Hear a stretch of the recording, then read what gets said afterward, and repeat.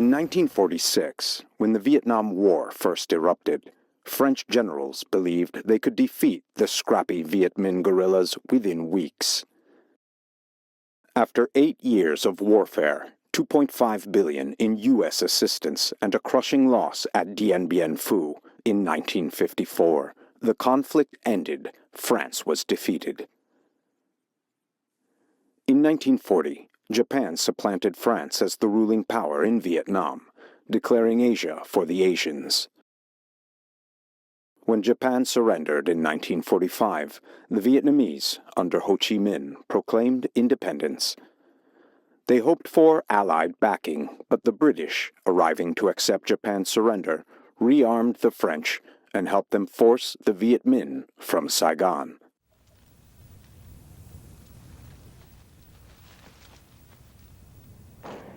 The Vietmin resisted, but with limited arms to counter French forces, and their harsh methods alienated other Southern nationalists.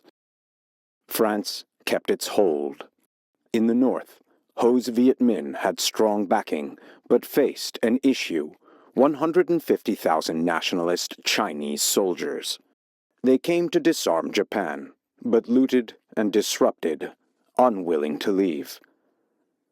Eager to expel them, he negotiated with France.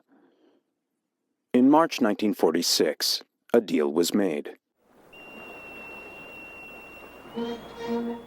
The French colonial officials asserted their authority as Ho Chi Minh, president of the Democratic Republic of Vietnam, arrived to formalize the agreement, allowing French troops to return temporarily. In exchange, France acknowledged the new Vietnamese government, and the Chinese forces withdrew.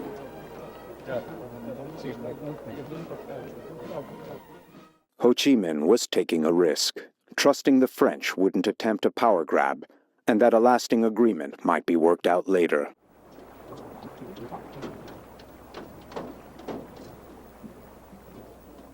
A truce was concluded. There were to be future negotiations to settle the problems between us and France. Under these conditions, we allowed a certain number of French troops to take the place of the nearly 200,000 troops of Chiang Kai-shek, which were to evacuate our country as soon as possible. So we had some breathing time to consolidate our forces. In Hanoi, the French welcomed their troops as victorious liberators. The Vietnamese remained indoors. Ho Chi Minh went to France to resume the talks, but the French government had fallen. There was no one available to meet with. Ho became a tourist until a new cabinet was created.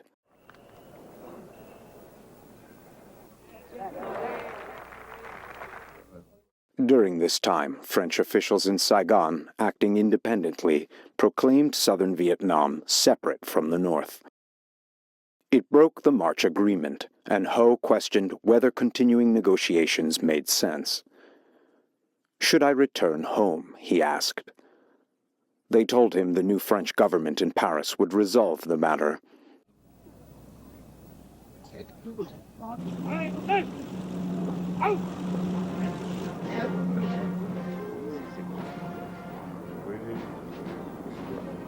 By 1946, Ho was already a patriotic icon for 25 years, and Vietnamese living in Paris gathered to greet the first president of an independent Vietnam.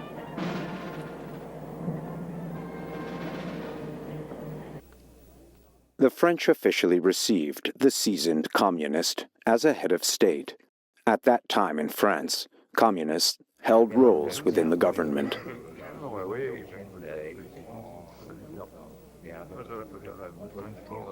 Publicly, interactions were polite, but in reality, the French and Vietnamese delegates remained deeply divided.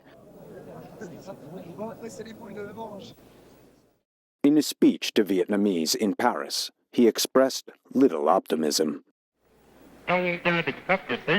People in Vietnam want their relatives in France to bring presents when they come to visit. Now, the Vietnamese who are living in France can also rightly ask their friends and relatives who come from Vietnam, especially Uncle Ho, to bring them some kind of present. But I have no concrete presents for you like fruit, or cakes, or jogs. All I can give you is this slogan: the nation comes first, the fatherland above all else. Talks at the historic Fontainebleau Chateau went poorly. The Vietnamese delegation maintained that southern Vietnam was an inseparable part of the nation. The French refused to concede.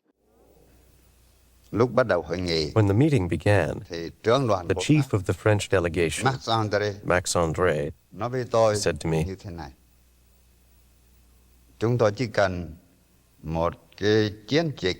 "We only need an ordinary police operation for 8 days to clean all of you out."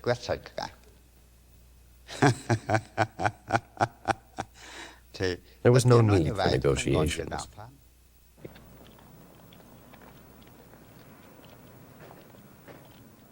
Ho's political standing was on the line, and he appealed for a middle ground.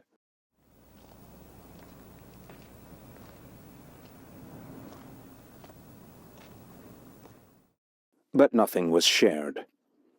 He departed in September with only a loose assurance of continued dialogue.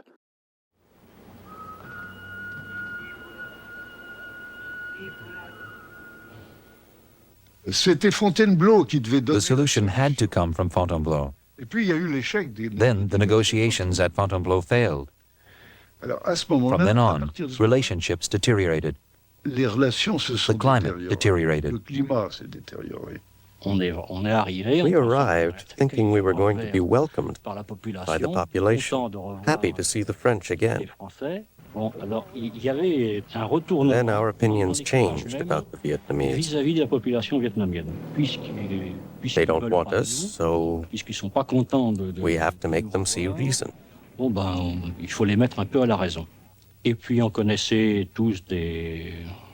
And we all had friends in the infantry who had been killed. So there was a growing feeling. After all we did for them, it was the usual way of thinking. We wanted to teach them a lesson. The March Agreement was finished. With Vietmin and French forces now operating in close proximity, the conflict intensified. Both sides carried out provocations. In November 1946, the French bombarded Haiphong. Numerous French officers believed only military action could stop the Vietmin. When we visited Haiphong afterwards, all Vietnamese neighborhoods were completely wiped out. There were dead buried under debris. It is difficult to know the exact figure. But the larger part of the city, it seemed to us, from what we saw, almost the entire Vietnamese part of the city had been destroyed. General Phan attempted negotiations with General Giap. Listen, I said, I know war. Murders, deaths, destruction, bridges blown up, burning houses. This is unthinkable. We have to prevent this. He said to me, you listen.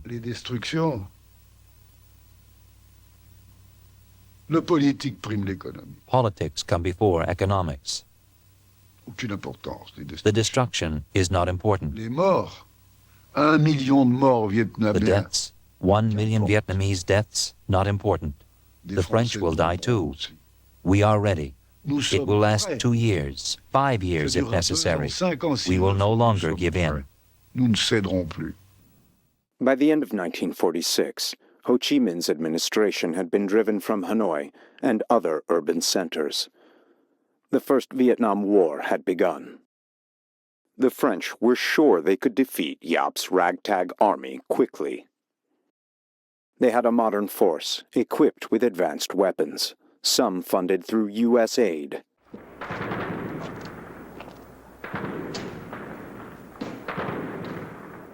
The Vietmin, however, enjoyed broad backing from the rural population. I heard about Uncle Ho, who fought for the rights of the peasants and the workers. So as a peasant who had suffered a lot, I realized that the only correct thing for me to do was to follow the same path. I worked for a long time as a contact person, gathering intelligence on the French military post. We had a person working inside the post. I would go out there and yell at him, saying that he owed me money and that he intended to cheat me of my money. He would then come down to pay me for this supposed debt. He would give me a 10 piastre bill, for example, with a message folded inside it. I would then give him a 5 piastre bill as change. Again, there would be a message folded inside. Without these tricks, the French would have found out and we would have all been killed. When the revolution came, I joined it. Besides carrying a gun to fight the French colonizers, I also wrote songs for the soldiers, for the young people, and for the peasants. I wrote a song for the soldiers in the National Defense League, which was called To the Front. The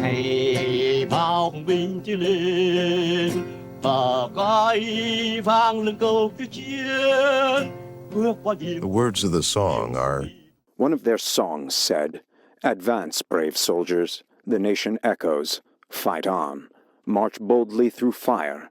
The Vietnamese army shapes the spirit of its land.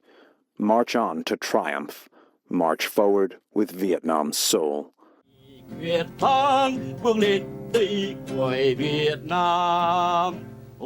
Mockingly, the French dubbed the Vietmin the Barefoot Army.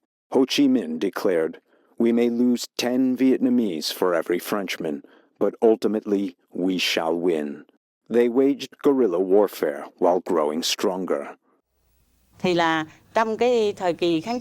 first, we did not have any weapons except for bamboo spears. But in the northern part of our country, they were producing arms. I was appointed to go there to report on the situation in the South.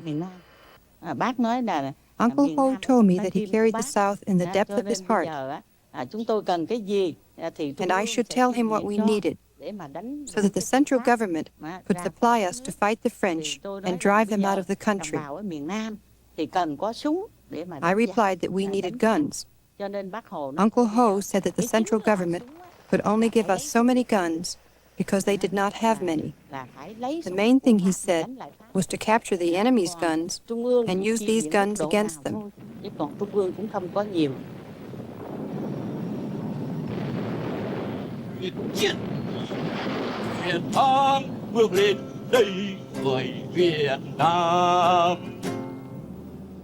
The French found themselves trapped in a grinding, endless conflict.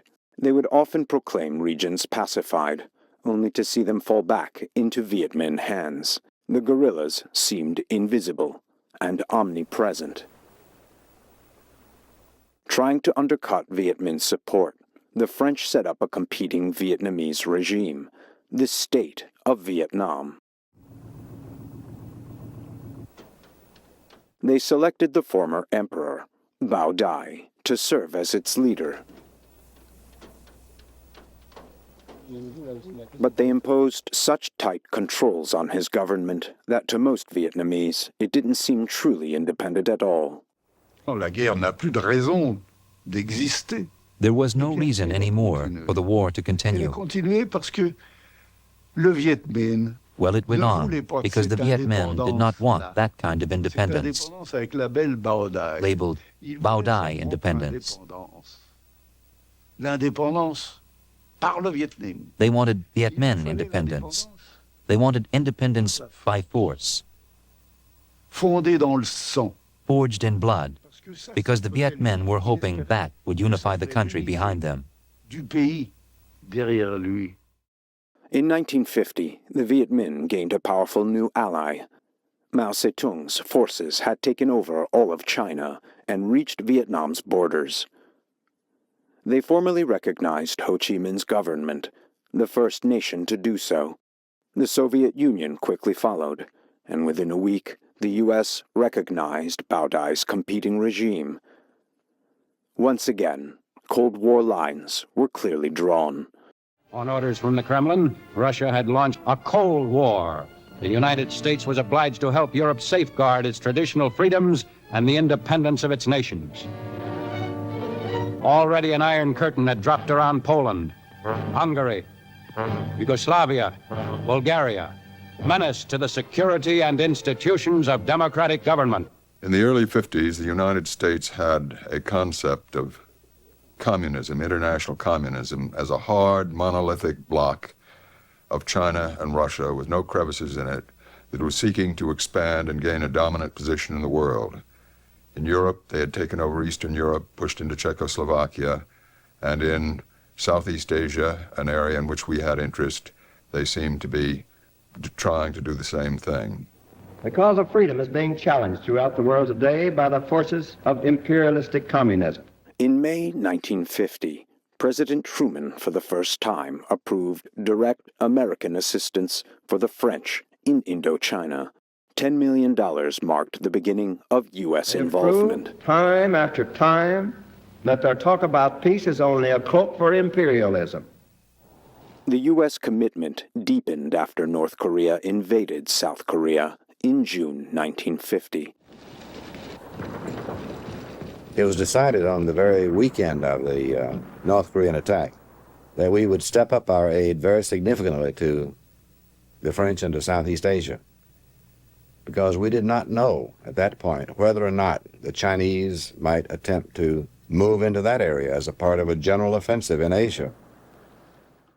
By that year's end, America had spent $150 million in support to French forces, planes, tanks, fuel, munitions, and napalm included.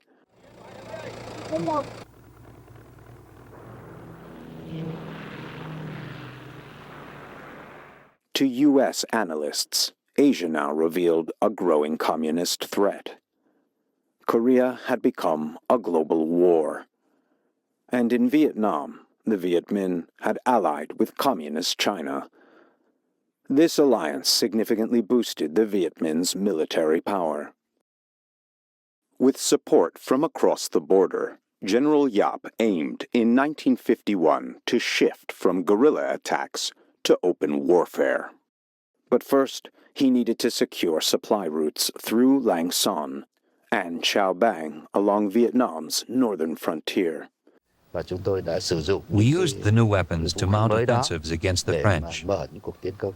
We were able to wipe out 2 large French units and capture all their weapons. The way was cleared for communications between Vietnam and the outside world.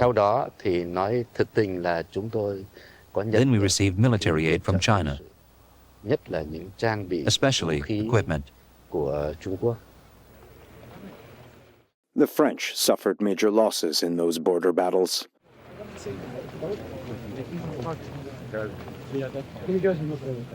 The Indochina War had outgrown its colonial roots.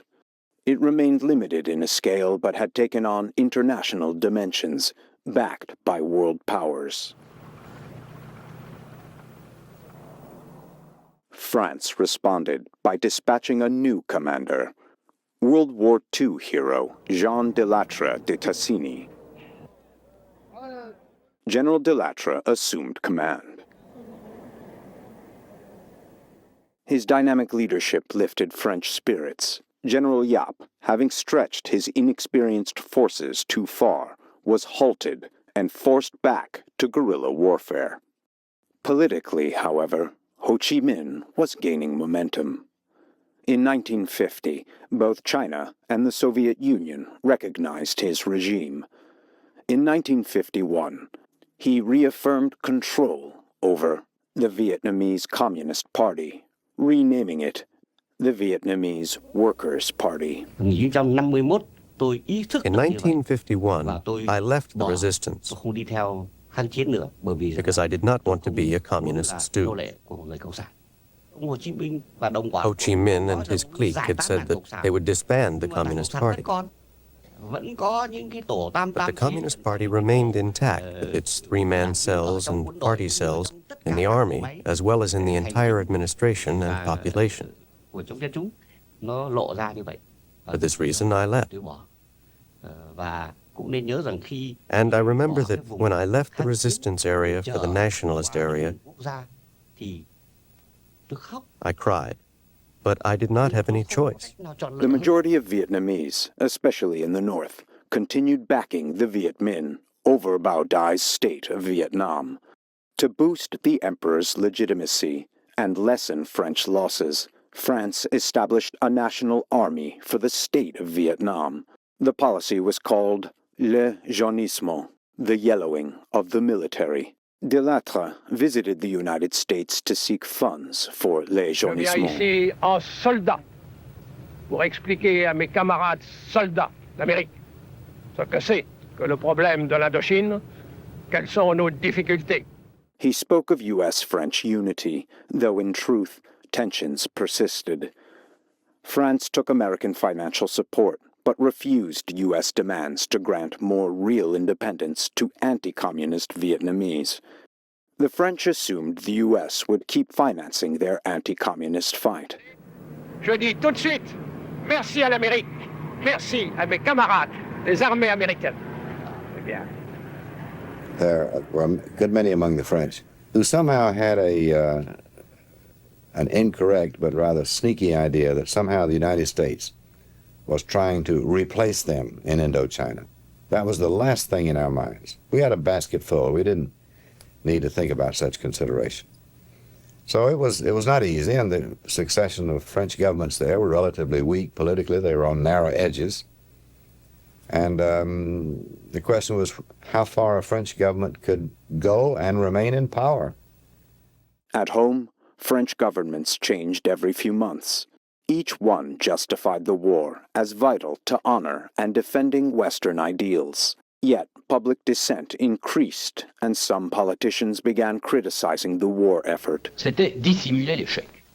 They wanted at all costs to hide the failure, so they would go all the way, send the troops needed, the money. They were sacrificing so many other things that could have been done in France. And meanwhile, there was nothing to win, but everything to lose. Government statements grew more pessimistic about victory in Indochina. General Delatre's death from cancer in February 1952 struck many as emblematic of France's mounting setbacks.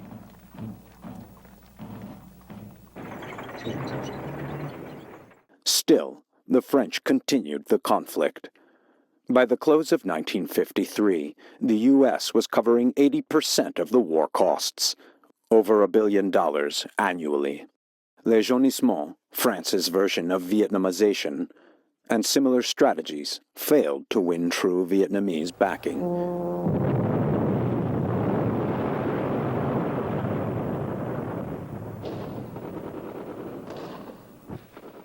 French forces held the cities. The Vietmin dominated the countryside. France controlled daytime. The Vietmin ruled the night.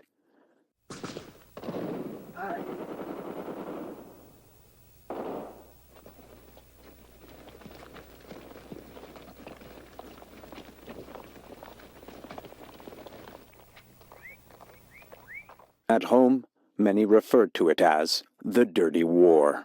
French forces lost officers faster than they could be trained. Troop morale declined, despite the absence of conscription. The war was being fought by colonial troops and Foreign Legion soldiers. General Henri de Navarre became the 5th French commander in 5 years. When General Navarre arrived, he opened a file right away, and on that file I wrote war goals. We looked for what to tell the troops. Well, until the end, this file remained practically empty. We never could express concretely our war goals. General Navarre launched yet another revised strategy. French forces were stationed in isolated regions supported by air supply. Their objective was to locate and eliminate the Vietmin.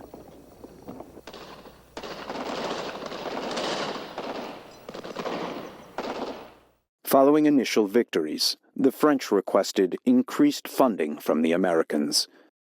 The U.S. president was open to the idea. Eisenhower had been elected on a pledge to end the Korean War without, in his words, surrendering to communist aggression. The Cold War persisted, and Eisenhower's Secretary of State became its chief advocate. The rulers of Communist China trained and equipped in China the troops of their puppet Ho Chi Minh. They supplied these troops with large amounts of artillery and ammunition made in Soviet bloc countries. They supply military and technical guidance in the staff section of Ho Chi Minh's command at the division level and in specialized units such as the... Dulles warned that if Indochina fell, other nations would follow, the domino theory. The plan is not only to take over Indochina, but to dominate all of Southeast Asia. The struggle thus carries a grave threat not only to Vietnam, Laos, and Cambodia, but also to such friendly neighboring countries as Thailand, Malaya, Burma, Indonesia, the Philippines, Australia, and New Zealand. Eisenhower dispatched Vice President Richard Nixon to Asia as his personal envoy. In 1953, Nixon visited Vietnamese front lines to express solidarity with French forces. He pledged more American weapons and firmly rejected any deal with the communists. The French selected a remote valley among the western mountains, 170 miles from Hanoi, called Dien Bien Phu, to try out their latest strategy. The Vietmin had moved through the valley during a large-scale push into Laos. The French anticipated another offensive and believed Dien Bien Phu was the ideal site to confront it. In November 1953, 12,000 French soldiers parachuted into the valley, led by Colonel Christian de Castries.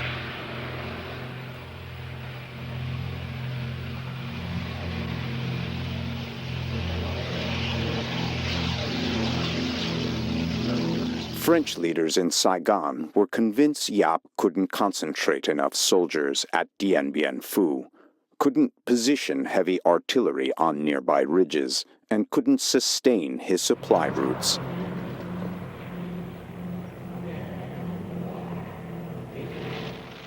Local French commanders shared that certainty. Their artillery chief maintained that no Vietmin cannon would be able to fire more than 3 shells. I saw all sorts of civilian and military authorities go through Dien Bien Phu.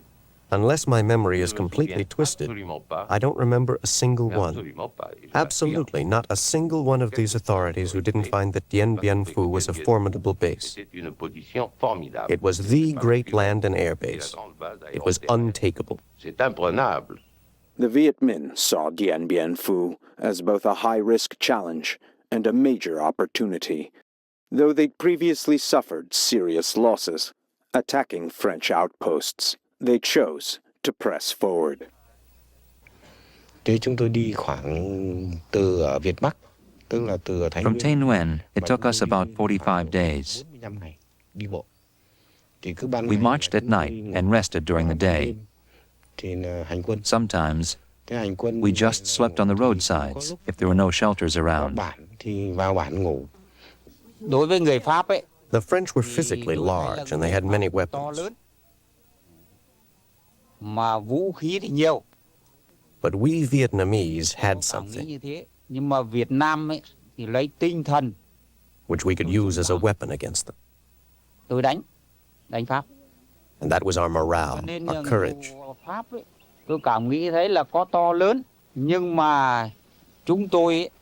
We were determined to fight the French until the end.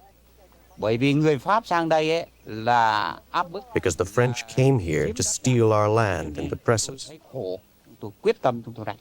That was how I felt. The French were setting the stage for battle, certain Yap couldn't bring enough men and weapons. But he did.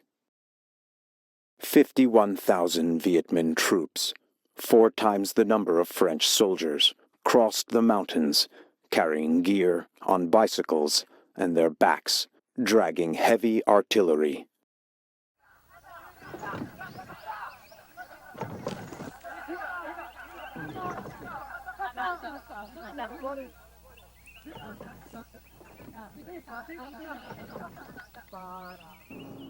Chinese and Soviet vehicles delivered more supplies, using roads built by countless local peasants. Chinese military advisors were also present at the front, trying to guide General Yap's battle strategy. On the first days, we designed an operation against the entrenched camp.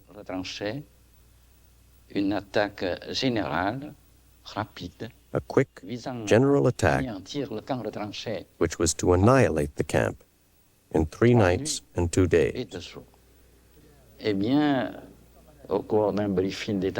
But during a staff briefing, after in-depth analysis of the latest information,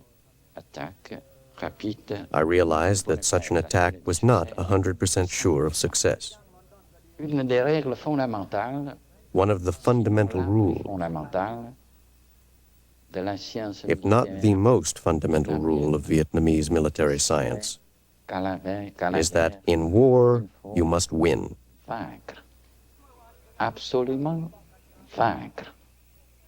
Both sides had compelling reasons to win the fight for Dien Bien Phu.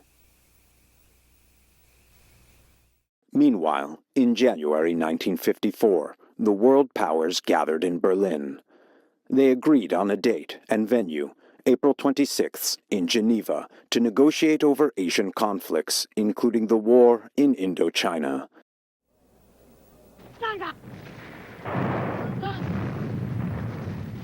On March 13th, General Yap launched his assault on Dien Bien Phu. Following Chinese advice, the battle began with waves of infantry charging forward. The bravery of these initial attackers became part of Dien Bien Phu folklore, including the tale of a lone soldier who silenced a French machine gun. The comrade used hand grenades, dynamite, and his guns to try to destroy that machine gun. Finally, Comrade Van den Gop used his body to cover the foxhole. The enemy sent up a lot of flares, and it was a moonlit night. We all saw how Van den Gop threw his body over the foxhole.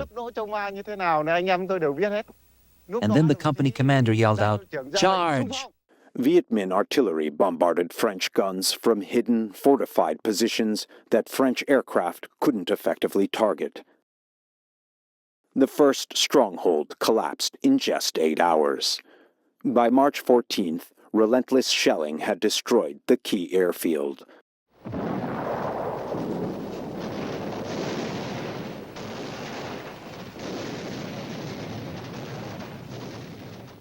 French leadership was stunned. Colonel de Castries became detached and unresponsive. That night, the chief artillery officer took his own life, declaring, "I am completely dishonored." 4 days after the start, the Vietmin had seized control of the outer defenses, but it came at a steep price. Thousands of Vietmin fighters were killed or injured. Disregarding Chinese input, Yap shifted tactics. This decision on the Dien Bien Phu front constitutes for me one of the biggest and the most difficult decisions in my fighting life.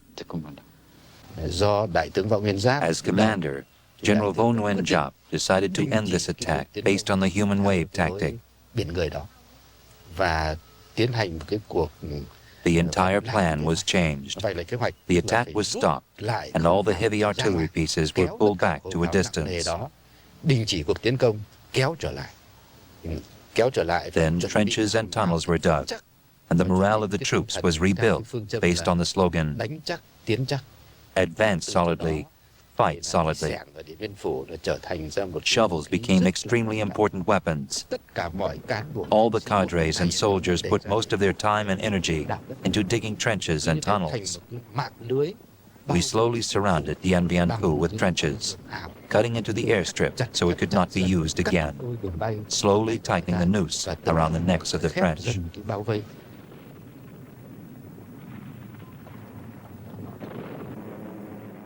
With the airstrip gone, the French relied solely on airdrops, but Vietmin anti-aircraft fire forced planes to fly higher. Many supply drops ended up captured by enemy forces. Giap's revised strategy began paying off as he settled into a prolonged siege. For the French troops, Dien Bien Phu quickly turned into a nightmare. The rainy season came early, bringing relentless downpours. French bunkers and shelters gave way.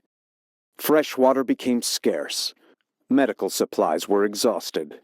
No aircraft could land to evacuate the wounded. Some injured soldiers stuck in muddy trenches sank into the waist-deep muck and died. Still, 4,000 reinforcements parachuted into the valley, many of them volunteers. Like the Vietmin, the French created their own stories of bravery. Once, a company of foreign legionnaires went into battle, singing paratrooper songs. Behind them came a Vietnamese unit.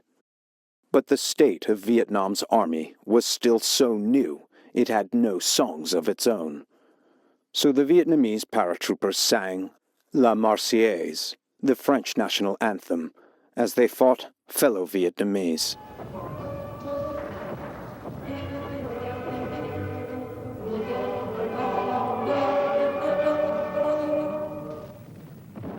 Dien Bien Phu faced collapse, and for the first time, France urgently asked the United States for direct intervention. The French did request air support to help prevent the Vietmin from winning a victory there.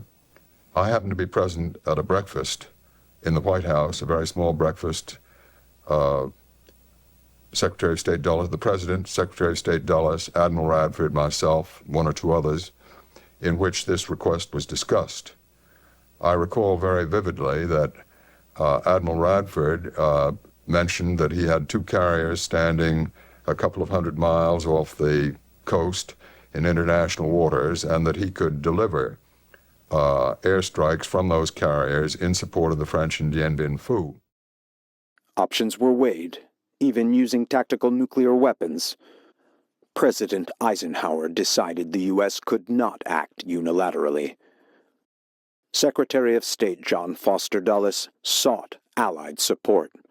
He made a trip to London in which he discussed this with who was then Foreign Minister Anthony Eden, and felt sufficiently confident from his visit there and his visit to France that he called a meeting in Washington in order to begin preliminary discussions.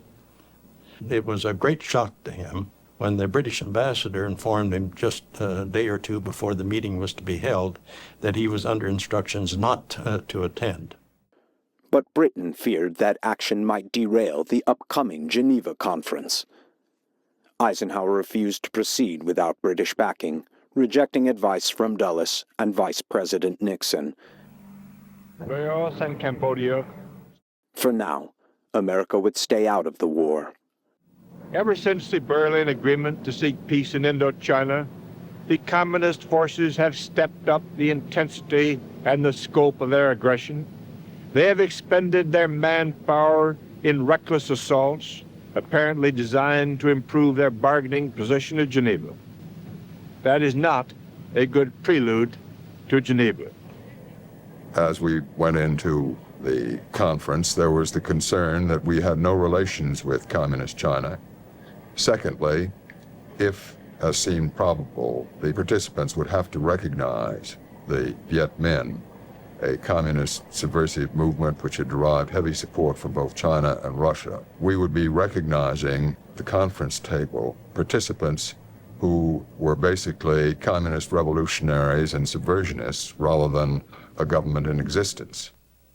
Thirdly, there were some who were very much concerned by the prospect of recognizing a subversive revolutionary regime such as the Vietmin turning over to it territory to administer, because this would be the first time since the fall of China to the communists that there had been a further advance in Asia.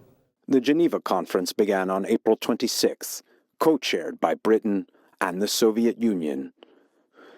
Dulles, strongly opposed to Communist China, snubbed Zhou Enlai and left after just a week.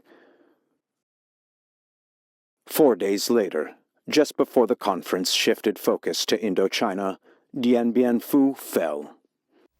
I arrived during the night of May 2nd, and Dien Bien Phu fell on May 7th.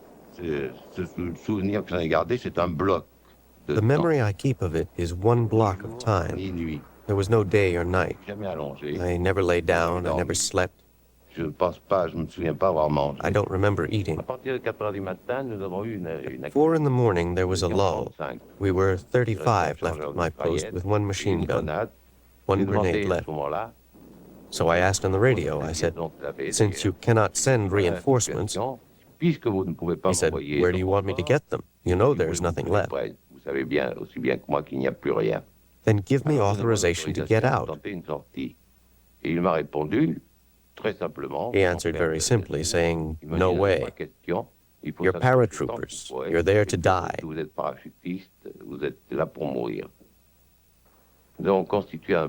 We built a barricade with corpses at the entrance since we had no sandbags, and we waited. And we saw the shadows coming one by one, the Vietmin. I decided to throw my grenade, and we immediately got return fire. One of my last impressions was to feel the wall of corpses shivering under the burst of fire. Then a grenade must have hit my helmet, because the net was burned, and the helmet dented. American helmets are very solid. I lost consciousness, and when I came to, there was above me, very close, a surgeon's mask from which a voice came, you are a prisoner of the Army of the Democratic Republic of Vietnam. Do not move. You are badly wounded, and we will take care of you. From that moment, I had left the Greek, Latin, Judeo-Christian world to pass into the world of the red termites.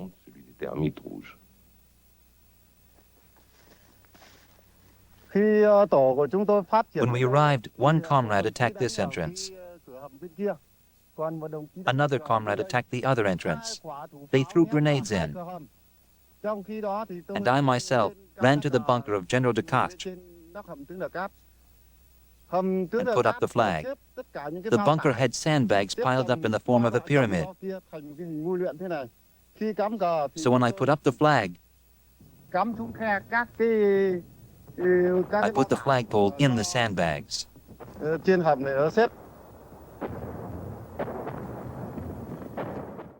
Although Vietmin camera crews had filmed the battle, many scenes from the 55-day siege were later recreated by a Soviet director.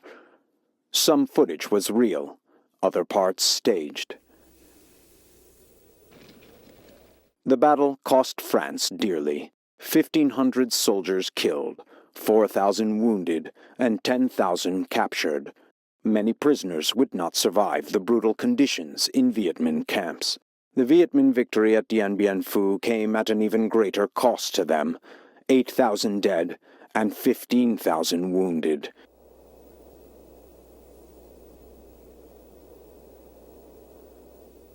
You are all aware that the French and their Vietnam ally have suffered reverses, notably the fall of Dien Bien Phu after a superb defense. The present situation is grave, but by no means hopeless. In the present conference at Geneva, we and other free nations are seeking a formula by which the fighting can be ended and the people of Indochina assured true independence. So far, the communist attitude at Geneva is not encouraging. The Geneva Conference quickly stalled. The U.S. delegation was instructed only to observe, not to participate. My instructions were to go to the meetings, to not participate in them, and not to agree to anything, but to be there and sit at the table. And I found it a very difficult job to sit at the table at which people were making discussions, and some conclusions were being arrived at without agreeing to them, in situations in which silence itself tends to give assent. I can tell you that I was very, very unhappy and perspired very, very freely. Emperor Bao Dai, leader of the state of Vietnam, also sent representatives to Geneva. I was told I should accept the communists at the conference table. I said, no, there is only one Vietnamese state. It is I. The communists are rebels. Given my uncompromising position, they turned the political conference into a military conference. After 6 weeks, the conference had achieved nothing. In June, the French government collapsed, replaced by a new prime minister, Pierre Mendès France, who opposed the war. Mendès France promised the French National Assembly that if he couldn't settle the Indochina issue at Geneva within 30 days, he would resign. The U.S. worried that this meant France might abandon Indochina to the communists. Washington was not at all clear as to what kind of an agreement Mendès France was proposing to make, or what agreement he would make. And if the agreement was going to be something with which we could possibly live or acquiesce, or whether or not we were going to have to denounce it and, in fact, walk out of the conference. After secret negotiations, just a week before his deadline, Mendès France gathered all parties in Geneva.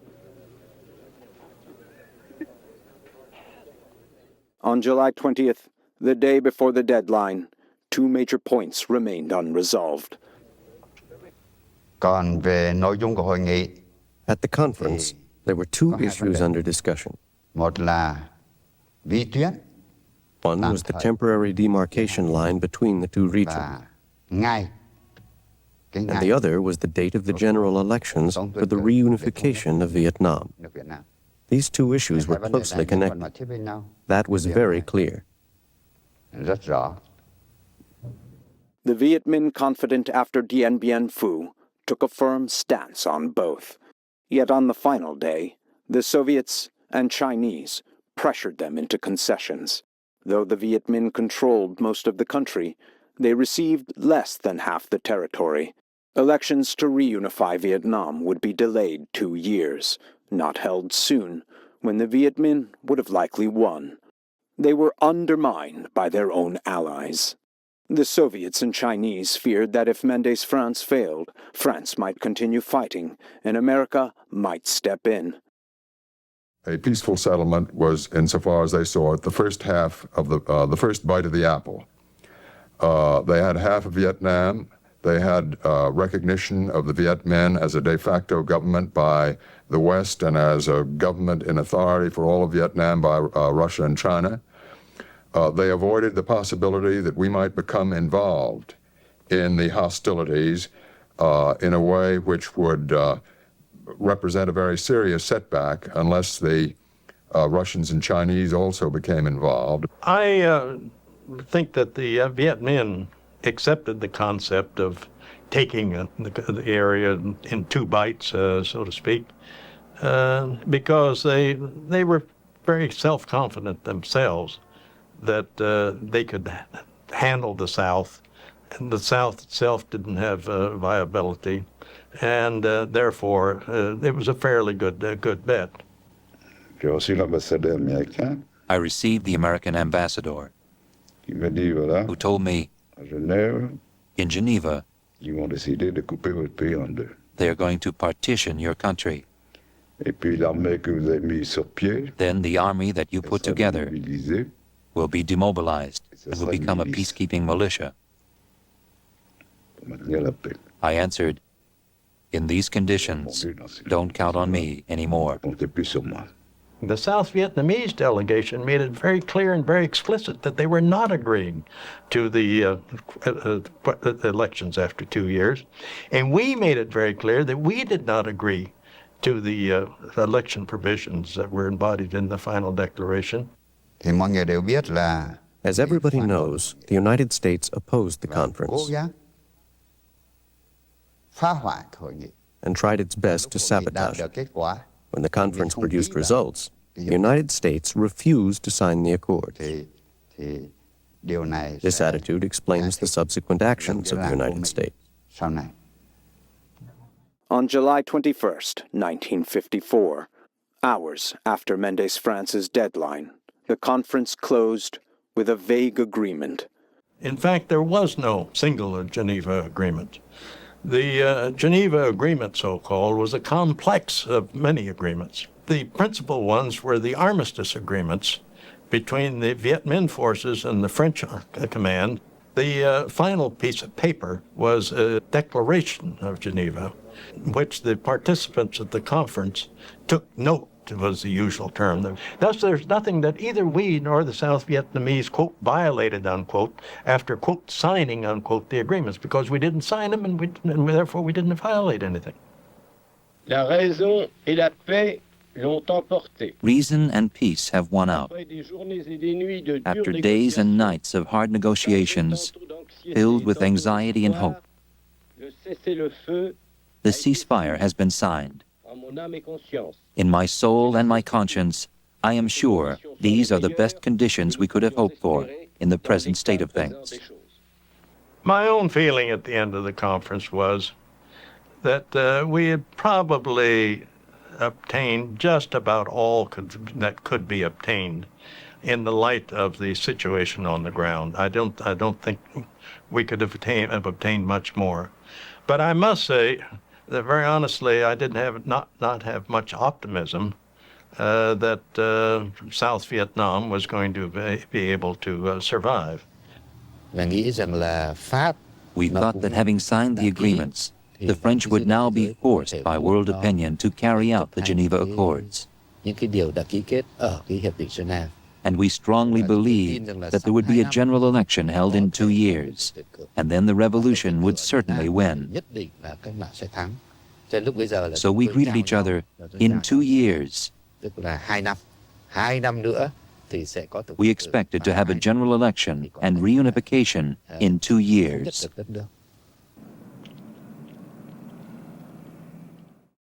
In fall 1954, the Vietmin marched into Hanoi, reclaiming what they had lost 8 years earlier. To America and the world, it seemed that Vietmin would soon march into Saigon as the French withdrew, taking everything: houses, trucks, factories, even their dead.